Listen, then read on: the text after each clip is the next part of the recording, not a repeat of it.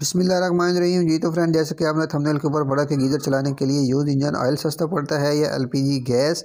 तो बहुत से दोस्तों के कमेंट आ रहे थे, मुझे मसूल हो रहे थे, तो मैंने सोचा कि एक शॉर्ट सी वीडियो बनाकर आपके साथ शेयर की जाए और आपके जो जवाबात हैं वो दे दिए जाएँ और आपका जहन जो है क्लियर किया जाए।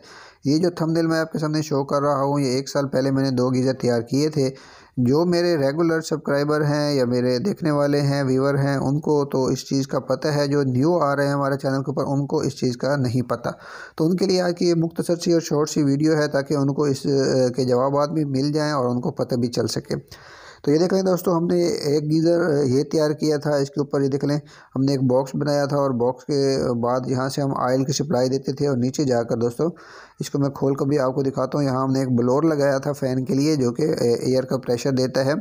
तो मज़ीद में उन वीडियो के दोस्तों थंबनेल मैंने आपको शो कर दिए हैं, उनके लिंक मैं डिस्क्रिप्शन में दे दूँगा। अगर आपने वो देखना चाहते हैं तो देख लें कि हमने गीज़र को किस तरह से तैयार किया था। तो मुकम्मल A to Z सारी इन्फॉर्मेशन उनमें पड़ी है, बनाने का तरीका हर चीज़ मैंने बताई हुई है। तो अगर वो आप देखना चाहेंगे तो आप देख सकते हैं। तो ये हमने एक पत्ती वगैरह की इसकी भी वीडियो लगाई थी कि अगर हम पाइप के अंदर इसको डालते हैं तो दोस्तों इसकी जो है पानी गर्म करने की सलाहियत जो है बढ़ जाती है और गैस का या ऑयल का जो खर्चा है दोस्तों वो कम हो जाता है। सादा लफ्ज़ों में बात करें तो दोस्तों, जैसे गीज़र अगर पहले आधा घंटा ले रहा है तो फिर 10-15 मिनट में पानी गर्म कर देता है, फुल हीट कर देता है। तो ये दोस्तों हमारी जो है नीचे बर्नल था, जो यहाँ से जलता था, ऑयल वगैरह हमारा जाता है। और ये हमने एक पाइप साथ में अटैच किया हुआ है गैस चलाने के लिए।